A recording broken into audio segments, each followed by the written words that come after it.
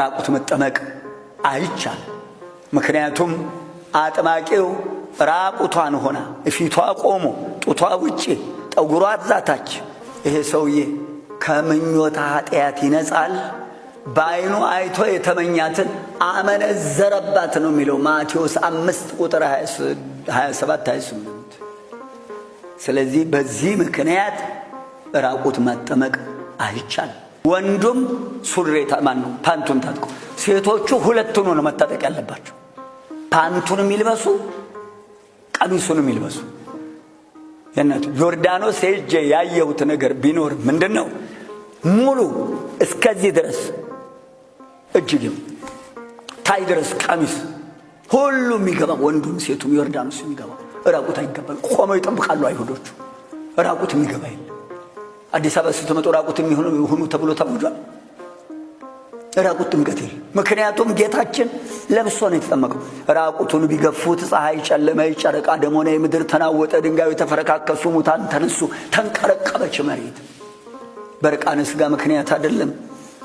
ከነአን የተረገመው የካም ልጅ እርግማን ያመጣል ራቁትነት። በዓይን የሚያመነዝሩ ሰዎች አሉ፣ የሚረኩም ሰዎች አሉ። ከባድ ያዝልኝነት የለም። ኩፋሌ 5:5 እግዚአብሔር ከእንስሳ ከአራዊት ከዚህ ዓለም ፍጥረት ለይቶ ለአዳም ልብስን ሰጠው፣ የሰው ልጅ ኀፍረቱን እንዳይገልጽ በሰማይ ጽላት ተጻፈ። እንበባችሁ ታውቃላችሁ። ኩፋሌ 5:5 ኩፋሌ 8:16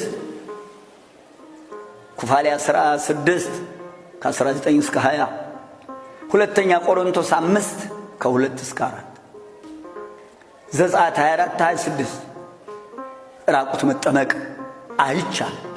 ሌላው ብጃማ አንሶላ ለብሶ በታደረ ልብስ መጠመቅ አይቻል። ይህንን አሁን ያልኳቸው ለብሶ ቤተክርስቲያን አይኬድ።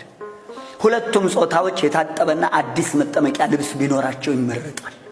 ሴቶቹ እንዳልኳቸው ሁለቱንም ለብሰው፣ ምክንያቱም በሚያስጨዋቸው ሰዓት አንድ ብርግድግድ ሲሉ አንድ ቢቀደድ ምንድነው የሚሆነው?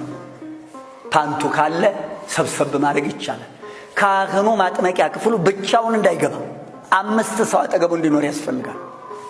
ከተጠማቂዎቹ በስተጀርባ 3 ሰው፣ አንዱ ጭንቅላት ይዛሉ፣ ሁለቱ እጅና እጅ ይዛሉ፣ ሁለቱ ከግርጌ እግር አጠላልፈው ለየብቻ ይዛሉ።